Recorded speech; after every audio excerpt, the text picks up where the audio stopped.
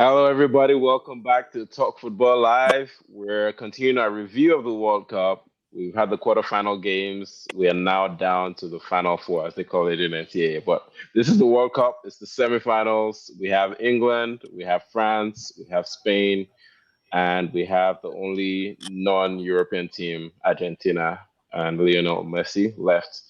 I've got Biodo. Marie's back with us today, and Odogu is joining us in. How are you guys feeling? Awesome, man. I'm Great doing to be back. good. Wow. It's like a week more to go. Next week is the final, actually. So Yep, we're a week out from the final. So we're gonna start with the review of the quarterfinal games. Lots of controversy, lots of exciting football. We're gonna start with the England-Norway game. There's some No, that we're going to start out with a clip. There was an incident that happened in that game. So we'll talk about the game, but there was an incident in that game that we're going to take a few minutes to review, which is the ball hitting what's it called? The ball hitting the camera wire that we want to review. So, Bjorno, if you want to take some time to bring that up for us. okay, can you guys hear me? Yeah. Yep. Okay. All right. 1 second.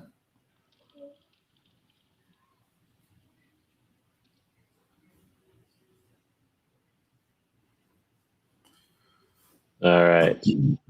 Yeah. All right. So let's play this.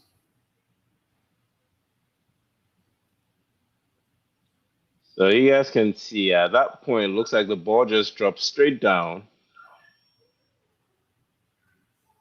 Anderson picks it up. Elliot Anderson feeds it into Gordon. Right? Gordon plays it into Bellingham, and that was England's equalizer. You'll see the reaction from Nyland talking to the ref, from the coach saying the ball hit the camera wire, and that's why the ball dropped. There's some, of course, commentary from. I just want to go back to this. See, that was Solot, right? Running to receive the ball. I'm not even sure that ball will get to Solot. You see Anderson, let's go back. So Bjorn's point here is, You regardless see Anderson of already running and chasing the ball, right? wasn't going to get to Solot. Look at the trajectory. Look at the trajectory. Tell me how he's going to pass Anderson, or that's O'Reilly. O'Reilly behind him, right? So two people are definitely going to close him down, right? Okay. Then the broad drop just gave Anderson some advantage, in my own opinion, right? But ideally, it's going to be a 50-50 ball here between Solot and Anderson anyways, right? You see? Because the ball was supposed to actually go more, right? The second argument is that the referee noticed the change in flight. Did the referee notice that? I don't know if he did. I cannot speak. No. He only gave nothing. So I just wanted to put those points here before we talk about it. Yeah, I'll stop now. So my theory on and I think if you go further down I don't know if this clip has the sensor, but I did watch a clip that showed the sensor played in real time. Receivers that are picking up signals from the sensor aren't actually set up at that height to receive signals. So my guess is at that height, the receivers aren't actually getting any signals, which probably by design, they never expected that the ball would hit anything in flight at that height when keepers are taking goal kicks. And that's something FIFA and whoever helped them implement the technology probably need to look into. But in the past, what is even the tendency to have some kind of string in that area? Think about it. Things are usually wired properly. So that's also a new problem. So I don't know. I just think they should have been more thorough about this. And if it's a case where they're saying it's an honest mistake, I think we need better guarantees that this wouldn't happen again. Not just that, okay, they've learned from that mistake. Yeah. Can you hear me? Yeah, we can hear you. Yeah, I agree. I think the game was very close. This robbed Norway of a goal. They definitely protested it because they were there and they saw it with a blind eye.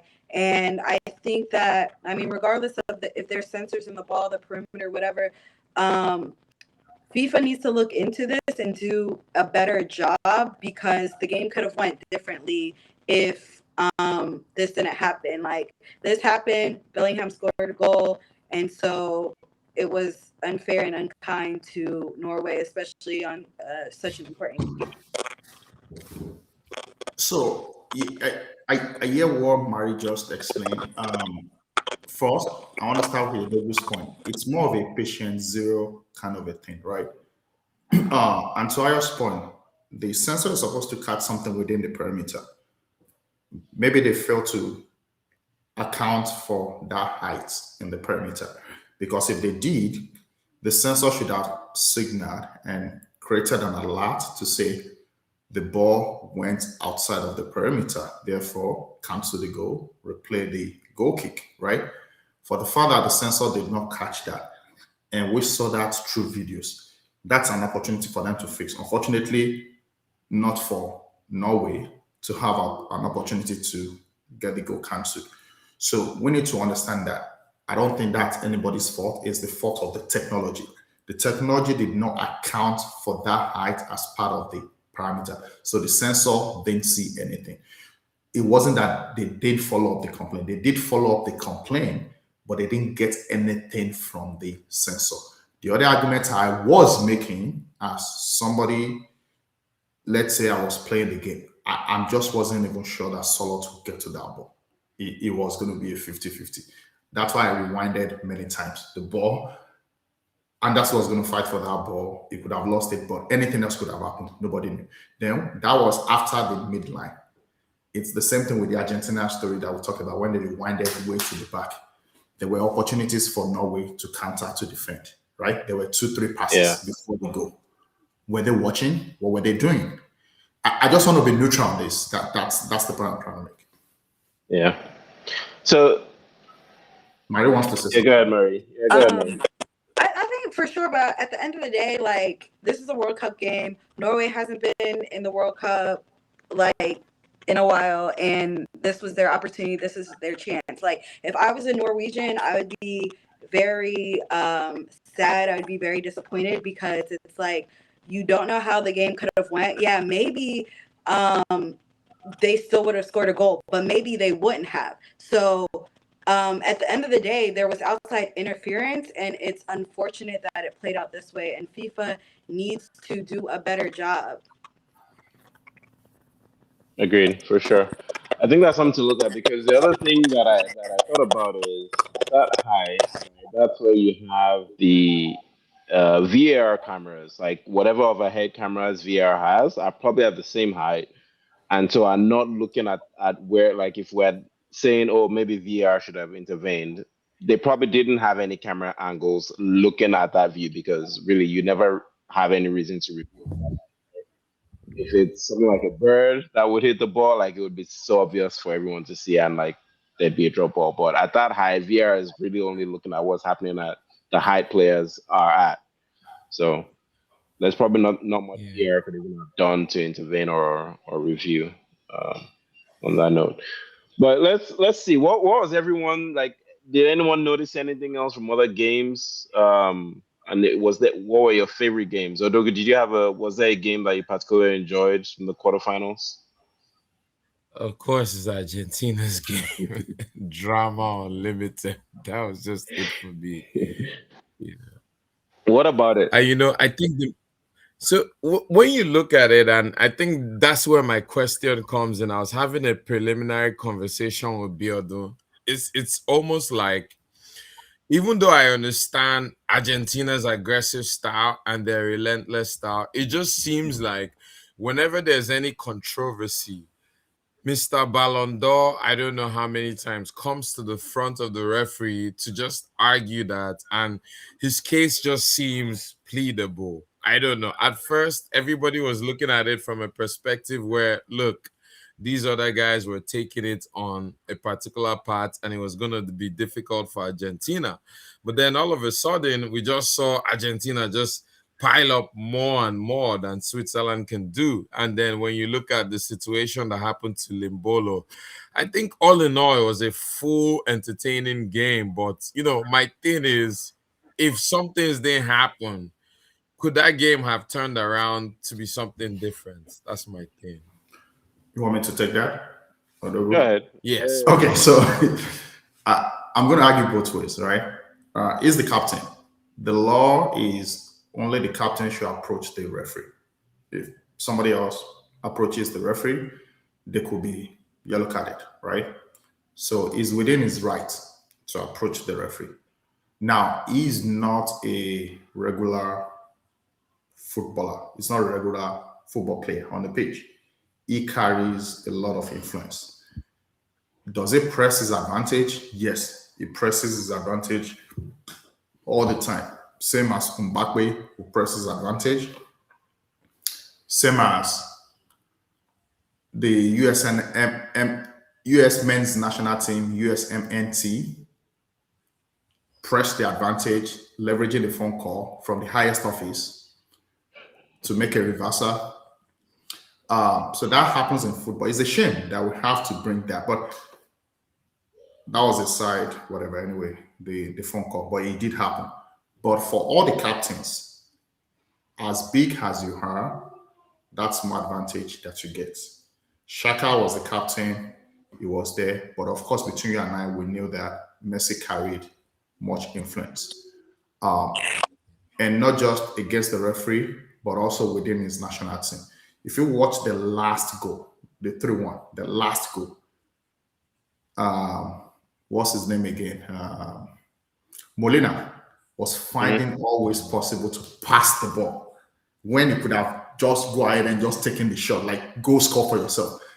It was basically trying to pass the ball to give to Messi to score. Did you guys notice that, the third goal?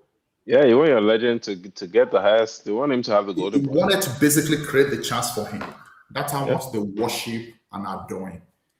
I don't disagree with that. Again, it's Yeah. it's legal. It's you can do all that. But I'm just saying to Dogo's point, like, he's within his rights to do that. Now, the referee is the one that has to do his job and stay professional, right? You cannot yield to this intimidation. They all do that, right? Man City did that for years when they intimidate referees, right?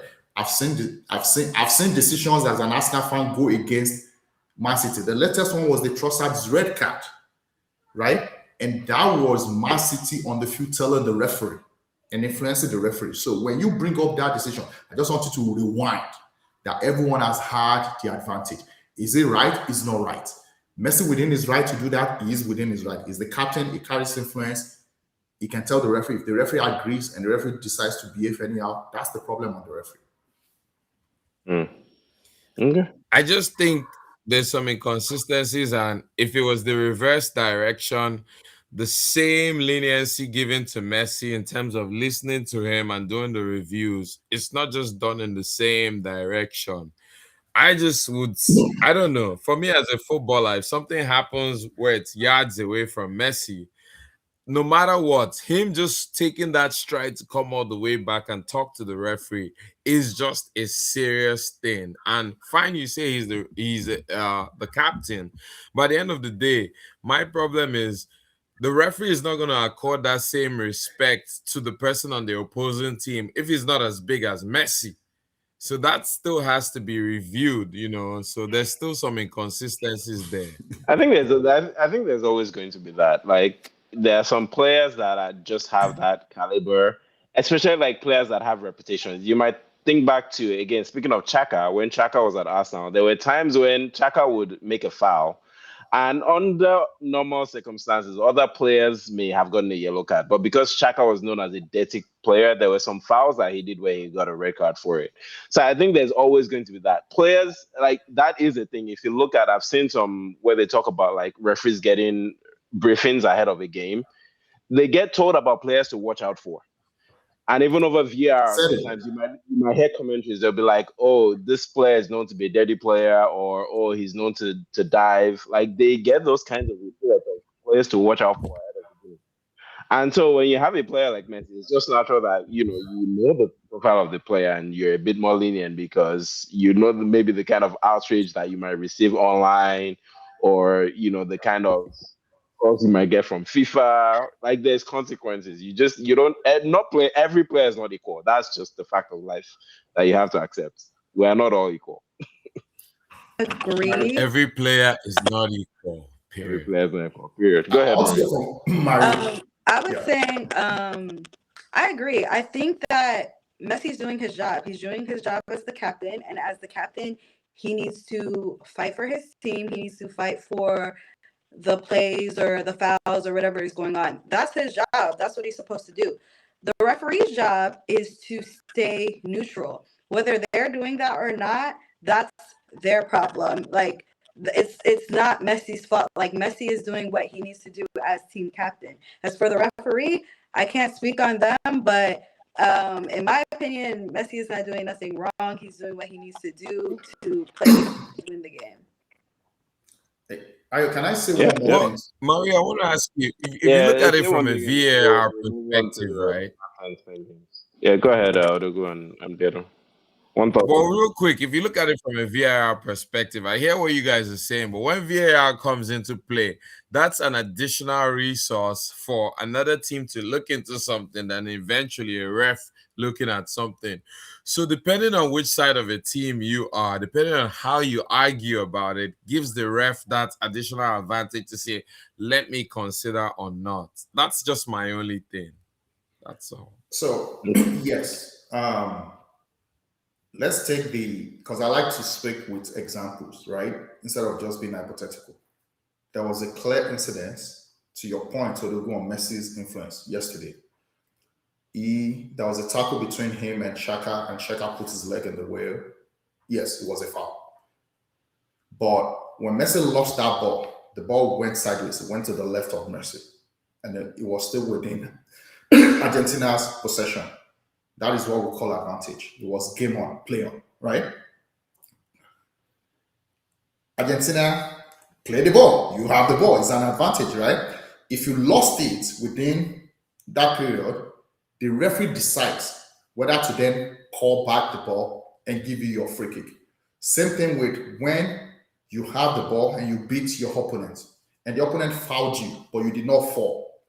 You still had the ball. Remember this other scenario? I want you to remember because I'm going to bring the two together. So you dribble a player, the player fouled you, but you successfully dribbled the player, and you're still going forward, and you had an advantage to create a chance of score, right? The referee will let the ball go. It will allow the ball. That's what we call advantage. After the play, whether it results into a goal or not, the referee then comes back and gives a yellow card or red card, depending on which one the player deserves, right? It gives it to the player. Do you agree with that, Odogu? Right? Oh, yeah. You still get your yellow card. That means you won't escape it, right? Yesterday, when Messi fell and lost the ball, and Argentina still had the ball, Messi basically pointed to the referee, signaled to the referee, and he pointed to the ground that I wanted the free kick. And the referee stopped the ball and gave them a free kick. That is influence that I disagree with. Yes, I think we did your right to get a free kick. Also, the referee should allow an advantage, which he did initially. But when Messi called for a free kick, he obliged. And he basically blew the whistle and gave them a free kick. To me, that's wrong. To me, that is where the referee should be fair and demonstrate professionalism, right? If that play happened and then missed the chance and all that, then you can then come. Not because Messi signaled that he wanted a free kick. That's the point I disagree. So to your point, Odogu, it happens now. That is life. Whether in football or not football, we've seen all that thing play out. People have influence and they press their advantage and they use it. That's on FIFA, that's on referee. I believe in this game should be about fairness and equity. I hope we all get that. But again, I cannot disagree or ignore the fact that one player is bigger than the other. That's why he's a big player. See how many times Ballon d'Or? It's not ordinary, sir. Many times. Messi, Shaka, there are levels to it.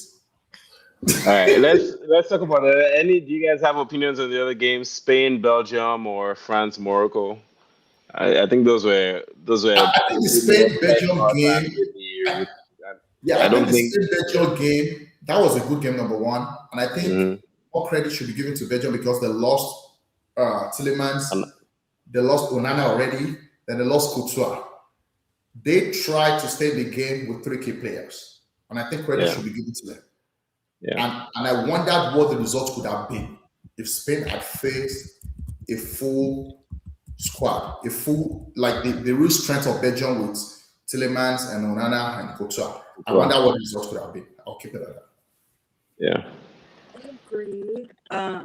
I think Spain Belgium was a good match. I think a lot of people underestimated Belgium, but if they were fully healthy, it could have easily been a different game. Even with Switzerland, I think Switzerland was very underrated as well. But I know Manzambi was injured, and Bolo, he got the red card and had to be out there playing with 10 men, but they fought till the end. So I think that they were just two underrated teams that had a chance. It just didn't play out in the way that it needed to. Even Norway is a good team as well. The only team I was kind of like disappointed in was Morocco. I think the Morocco France game was kind of boring. I was just like, what is going on? Like Morocco usually plays very aggressively, and I was like, are you guys scared of France now? Like this is not how you guys usually play. So that was my disappointed game. I was just like, this is boring to watch, but They face France. Okay, let's move over now and talk about the semifinals. So two big games: France, Spain. We'll talk about that one first, and then England face off against Argentina. So France, Spain. Thoughts on that game? What's to kick us off? I can go. France, Spain. Yes, that's going to be a good game. On paper, France should win this game. Is it going to be easy? I don't think so. The good thing about this game for France is that Spain is not going to stay back and play defensive. So we're going to see two strong teams, two top world, highly rated team. I think that's number one and number two and three or something. FIFA ranking, yeah. Spain is not going to sit back. So that gives France to show what we've been saying about them and how good they are. So they're going to be tested against Spain. Spain has a strong midfield. Now the question is whose midfield is better? Rodri is a great player. This is going to be his biggest game in this World Cup, right? Rodri going against Rabiot and Tchouaméni. I think they rested Tchouaméni for that quarterfinal because they probably suspected it's going to be against Spain, right? I don't think Manu Kone will be playing. I think his muscle issues should be better now. So Tchouaméni might start. That's going to be a very, very tough game. So this is a possession-based team, Spain, that likes to hold on to the ball, pass around, against a team that just like to also have the ball, run around with it and do whatever they want with it and enjoy and have fun. Will France have fun as they used to? I don't know. But this is where we're really testing. Spain is not that great defensively. They will be exposed. There will be chances created. I don't know how Spain will score. That is the problem, even if they have possession against France. And because of that, I think it's still going to be France all the way. I give this to France, but I think it's going to be an exciting game for people to watch. Cucurella against Dembele. Yamal. Cucurella against Dembele, right? That's what I want to see. Yamal against Lucas Digne. I don't know if it should be Lucas Digne. I think Yamal will have fun. It should be Hernandez. Hernandez. Is it going to be Theo Hernandez or Lucas Digne? I don't know which. Any one of them, Yamal will have a good time, right? Then you go to Kunde against whether it's going to be Torres. Nico Williams is back again. But I said Nico Williams is back fit. He played a little bit in that game, but most likely I'm guessing Bayern will start. Yeah, so I think this is going to be a very good game.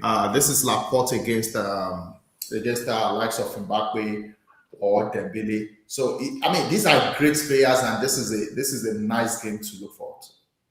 So your pick is France. Yeah. Marie, what's your pick on this game? France or Spain? And tell us why.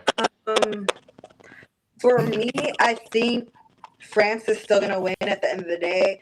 I think Spain has been playing very structured, very smartly. They've been playing a smart game. I don't think they're as exciting to watch as France, but I think France is in it. They're willing to take chances. They're willing to do what they need to do to win. And I think France will win at the end of the day. But at the same time, I think Spain's subs have been interesting. Like Marino keeps coming in vicious at the end.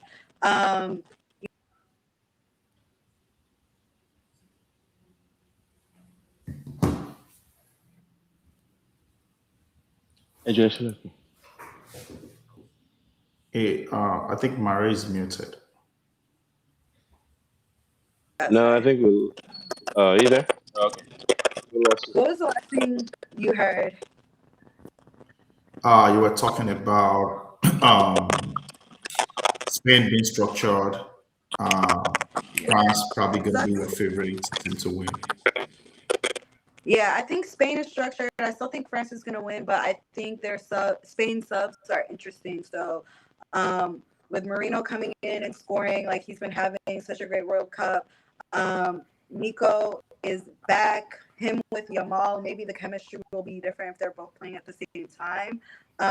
So if they switch their lineup up a bit, I think it could go Spain's way. But I think at the end of the day, Mbappe, Dembele, Olise, like they're hungry. They want this World Cup. Honestly, France's team is crazy. It's amazing, and I think they take more chances. And at the end of the day, they'll still win. Yeah, Odogo, I'll take your thoughts. All right. Yes, and I'll be very quick. I have a very different opinion, right? So we all know France of usually between the two teams having that more goal scored per game. But then on the other hand, you're playing a Spain that the goals considered per game, they're literally number one. Sometimes it's zero point 0, as opposed to France, who at least can always take in a goal. You can guarantee Spain from at least scoring that one goal with their average possession, always being in the 60s when they possess and dominate with their tiki-taka football. Now, here's my thing. If France is not able to pull off 3 goals, and which I don't see them doing against a Spain defense, I see Spain actually holding them in such a way where Spain is lucky, especially given Rodri's form in the midfield, to sneak in 2 goals and somehow hit France at 1 goal. And I'll tell you why. Because I know even Biodun talked about some of the matchups. And here's what I was looking at. When I look at that midfield mastery, whether it's being led by Rodri, Pedri, Dani Olmo, Spain literally commands this tournament when it comes to that high possession, deep retention, and that primary defense too. Now, when you look at Spain's counter pass, and then if you want to now go back into the matchups, yes, you're going to have a Kylian Mbappe on the French side versus, say, a Dani Carvajal or a Pedro Porro. Now, Mbappe may be leading on the golden boot side, but however, Spain's right side, they do have a task, and which is just holding his devastating inside cuts. Now let's go into Lamine Yamal. Lamine Yamal will be facing what's his name, Lucas Digne, or how you guys pronounce it, or say Tio Hernandez. Lamine Yamal, as far as I'm concerned, being a sensation, he knows how to just handle that Spain's weight, his capacity and his ability to drift inside, and also just unleash shots or create space. So it's now whether to see if France can hold him. But here's where I want to summarize in general. When you look at this head to head, Spain is here to squeeze France. That attacking football where you see them freely in other games score their 2 or 3. It's not going to be like that. And if you ask me, if Spain can play that same game of stifling them in the defense, I just want Spain to somehow manage to sneak in 2 goals. And with those head to heads, if Spain can come out victorious, we've mentioned them Mbappe versus a Carvajal or Pedro Porro. If we're looking at somebody who is able to stop Mbappe from his deadly cuts and do a curl, or on the Lamine Yamal side, he can get the better of Lucas Digne or Tio Hernandez and unleash his shots and create space. I see Spain in a very, very tactical way winning this 2-1. Uh, Ayo, do Uh, you that want was to? Oh, okay, yeah, go ahead. I Yeah, have so some. that was very detailed breakdown from Odogo and very precise scoreline too, saying 2-1. So I wanted to bring up something, right? So Spain in the group stages, they didn't concede any goal in the 3 games, right? And if we go over and we look at the knockout stages so far, like if I bring out the brackets, they've only conceded 1 goal so far in the tournament, which was this game against Belgium. So the thing is, we're coming up against probably the best defense we've seen so far in the tournament, because we both know, like, we know how many goals all the others have conceded. France, I think they haven't conceded in any game either. So if I go back to the group stages, I pull up France.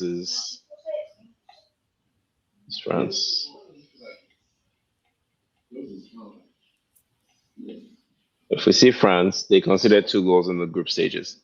So we're coming up against, both teams have probably the best defenses we've seen. England has conceded a lot more. Argentina have conceded a lot more. But these two have very tight defenses. So for that reason, I think it's going to be a really good matchup.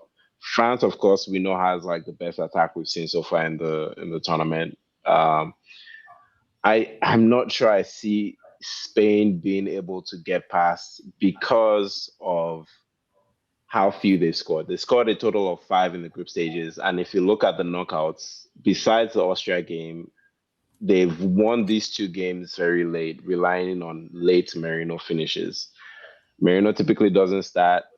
They create a lot of chances, but in the final third, I think they find issues. So it's going to be a really good game to watch. But again, ultimately, I think France. Bjorn, you were going to say something, and then we'll switch to the. Odogo fired me to do this. I was going to keep it simple, but he fired me to do this. So I went back to Euro 2024. You guys remember Euro 2024 2 years ago? Semi-finalist, both of them. Spain won 2-1. You know what's funny here? The lineup, same thing that you're going to find, except for 2 changes on both sides. 2 years ago, 2024, it was the same front line except Morata. So take out Morata. Are you saying something? No, go ahead. Take out Morata from 2024, right? Then you have Oyarzabal. I think Oyarzabal should still start, then bring Merino in later. When the opposition is weaker, then Merino can come. Then it's also against France. You don't want to make Merino too useless for the entire game, right? Because again, I keep saying, for you to play France and have an opportunity to beat France, you have to get to that defense. They do a very good job stopping you from the midfield. So take out Morata, you have Oyarzabal. They have Nico Williams, they had Olmo, they had Yamal, right? Same thing we'll probably say, except for that Alex Bena has been starting before Nico. So it could be Bena on Tuesday or Nico Williams. Midfield, Rodri and Fabian Rose, the same midfielders. Cucurella, Ports, Nacho. The difference is that instead of Messi, then you have Navas. Instead of Navas, they have Pedro Porro. So if you look at it, Spain has kind of improved a little bit from that lineup when you call Pedro Porro is in form. So it's going to be there. Yeah. Kovacic is probably where the weaker point. Laporte is also hold, right? So I think they only have strong players on the flank. In that middle, I don't really rate Laporte other than from his experience and his aggression and Kovacic. Now let me go to France 2 years ago. Same lineup. Hernandez actually started, so it's going to, like I said, it's probably going to be Hernandez or Lucadini. Saliba, Upamecano, which is what we've had up to today. Now Koundé, who has his shirts. Midfield, Tchouaméni, Rabiot, and Kante. It's no longer Kante, so now they play Olise, or Olise as I call it, in the middle. Then you have Mbappe, Kolo Muani, Dembele. Instead of Kolo Muani, you have either Bakola coming in or Jude starting, and they move Mbappe into the middle. So the lineup is strictly much the same from 2 years ago, except for 2 changes, right? 2 years ago, Spain had more possession. That's what I keep saying. They could have more possession. But you talked about them being one of the best defensive teams. They have also struggled to score. Cape Verde, 0-0. They don't know how to score. That's the challenge with them. And when you don't know how to score against France, exactly, they are already okay, and they're going to match you one-on-one. That's and my last point on this before I turn it to either Marie or Dogo. I think we're going to switch over to the England game. But go ahead. Spain-Belgium was the decider for me. The way they played against Belgium without Tielemans and Onana, I'm like, oh no, these people cannot match France. That's it. Go ahead, Marie. I was going to say, like Mexico didn't concede any goals until they played England. And I think the teams that Spain have been playing, like, yes, they've been doing well defensively, but of course you still have to score. Like nobody they didn't concede until Belgium. But I think France is going to be a way different game than the other teams that they've been playing. So I think that's also something to take into consideration. So That's fair. I'll say one more Last final question. thing. France relies on their explosive wealth. And you look at their bench, not just their starting lineup. And that's what can change things. Now, with Spain, I would advise them as the coach, if you dictate the game early with that possession play, maybe somehow you can twist France's head. And like I said, Spain doesn't need to do too much. This is one of those games, 2 goals can have you the win, but that early possession and then that way to just hold France, because France will be looking to break that Spain stinginess at the back. So if Spain starts early, dictates the pace, I can see something different happening. But I acknowledge all the points made here. Okay. So I think 3 of us say France. Odogo thinks Spain. Murray thinks it'll be close, but ultimately France will come through. All right, let's take a look at England, Argentina. I'll start with Marie since her boy is on Argentina's team, and that's the last non-European team standing. So tell us, does your boy go through to another final, or? I think Argentina is hungry. I think they're gonna make it. I think Messi wants another World Cup, and that's what he's gonna go for. I think Argentina has really been fighting. Like, they have not been playing, whether it's like they had to win at the end of the game or whatever, but their style of play is scrappy. Like, they're scrappers. They're going to fight. They're very aggressive, and they're here to play. They're here to win. I think they have very good team chemistry, and they want Messi to get the goals. They want to give Messi another World Cup, and I think having that camaraderie and having that goal together, they are going to come through and win. But of course, on England's side, you have the stars there. They have good chemistry as well. Bellingham has been coming through lately, but also we have to acknowledge the fact that they have Harry Kane. So I think it's going to be a tough game. I think it can go either way, but even with England, like, Argentina just won. England hasn't won since how long? Like 60 years ago. So they could be hungry too. They could be like, hey, we need to win this. But based on what I've seen, I think Argentina is more wanting to win. So I think they'll pull through. Okay. Guillermo, go ahead. So you guys know that I'm supporting England, and you are supporting. Oh, I thought you just picked them. I didn't know it was an actual support. Okay. You'll be all right. You'll be all right. I mean, we are still in the competition compared to you. Where's your jersey, by the way? It's here. We didn't start. Oh Lord. So I am actually concerned about this semi-final game for England. In my bracket, I had picked Portugal, which I thought would be an easier opposition. I'd hope that somebody will somehow help me drop Argentina along the way. They did not. Argentina is one of those things that when I talk about tournament football, I know teams that I want them to be eliminated as quickly as possible. Why? Because I know how they grow in competition. They're one of those teams. The more opportunity they have, they just go and get through. Plus, it's not an ordinary team. This is a team that has Messi, that has influence, as we talked about. So there's a influence piece to this. I know I use the word FIFA princess and people come after me. I really mean it. So there's that advantage as well against England. And to Dogo's point earlier, you have 2 captains, Harry Kane and Messi. Harry Kane is one of the best strikers in the world. But when we talk about influence that each one carries, of course, Messi carries more influence. So England should be ready to play against an extra man, which is Messi, right? And I said Messi might be walking around the field, it might look tired, it might look like he's done. His presence alone is what they need. He needs to be on the pitch with them because he helps them. He carries that influence. He changes decision. Don't be surprised that England, Argentina, that corner kick cancelled for Norway, right? If it was Argentina that scored it and it was Romero or Martinez that pushed somebody, that goal will stand because it's Argentina. That goal will stand. So those are the kind of differences that will make the game go one way or the other in this game. England has to be 120% perfect. They have to be careful. Up to today, Argentina has only had one yellow card, I believe, right? Lautaro Martinez. Wow. Yes, I think it's one or two Wow. in the entire competition. And these are the people that have made deadly and serious and rubbish fouls. So explain to me why they only have one or two. I think it's one or two. I'm not sure. Somebody has to check.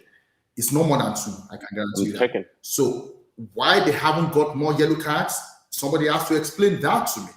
So this is England, Argentina that I think is going to be tough. But England have the players that can rise to occasion and that can deliver the work. I want Bellingham to be as forceful, to take this thing personal and attack that defense because he's going to get fouled. And he has to get the fouls, and Harry Kane is going to bury them. And I want them to be buried. And I want that midfield to shut down the little magician. Shut it down, cut out all his supplies. I want them out of this competition by all means possible. Let me tell you why I agree with you. Everybody mentioned that word Jude Bellingham. Now, if you see, that has been that decisive factor saying, I want this, showing that heart, saying, I want this. Now, let's go back to the rest of the stats, right? So, you've mentioned that England's counter-attack style, and it's shown all through this competition with Bellingham even taking the lead. When you go into Argentina, is that central possession, aggression style that just dissolves everybody through the part of the center. Now, let's see what the difficulties both sides have been to. Now, when you look at England, let's look at what they did in Miami alone. Over 120 minutes played in that Miami humidity. However, Argentina has been so tested, and sometimes I wonder if there's something on Argentina that we're not looking at. It might just be a biology thing and for their ability to adapt. The stats told us that we had over 300 minutes played across the knockout rounds. So within regular time and extra time. I think that's just a lot of adapting and standing up to. Now, here's where the difference is going to be if you would bear me that, right? So, Argentina may have its vulnerability, but within that vulnerability and fatigue, through the last 3 games I've watched them through, you might call it luck or something else, but there's just this adaptability factor where they've just pushed through. Where for me, I can't see England necessarily stopping them, but they have a factor in Jude Bellingham. Now it's a matter of, can Jude Bellingham alone do it for England? So the only way England can win this if more people other than Bellingham have to step up, because Argentina already understand that they may not necessarily be the best, but there's that adaptability and sense factor. You're seeing people like Martinez, Julian Alvarez support Messi, which is where I think is the difference. Argentina, what we're not looking into when you look at the fatigue factor, which plays a lot, they have scaled through more, in my opinion. So England has to come with more than Bellingham, and that's the only reason why I'm going with Argentina. You're going with Argentina? Yeah. Wow. Interesting. Okay. I, So I let agree me with just you, let me fact but check you remember guys real that quick. England survived Argentina, Mexico as well. Yeah. Argentina has actually had 6 yellow cards in the tournament so far. So they have had They have what? they've They had have what? 6 yellow cards. six yellow cards. I can see Murray's triumphant face. England has many. Let's see. I think England has one of the most. Yeah, England has 7. So right around the same level in terms of yellow cards. Yeah. Can you go to the top of the table? I want to see the heading of the table. Okay. Yeah, yellow cards. Right there. Okay. How many fouls? This is where you know. How many fouls has Argentina accrued?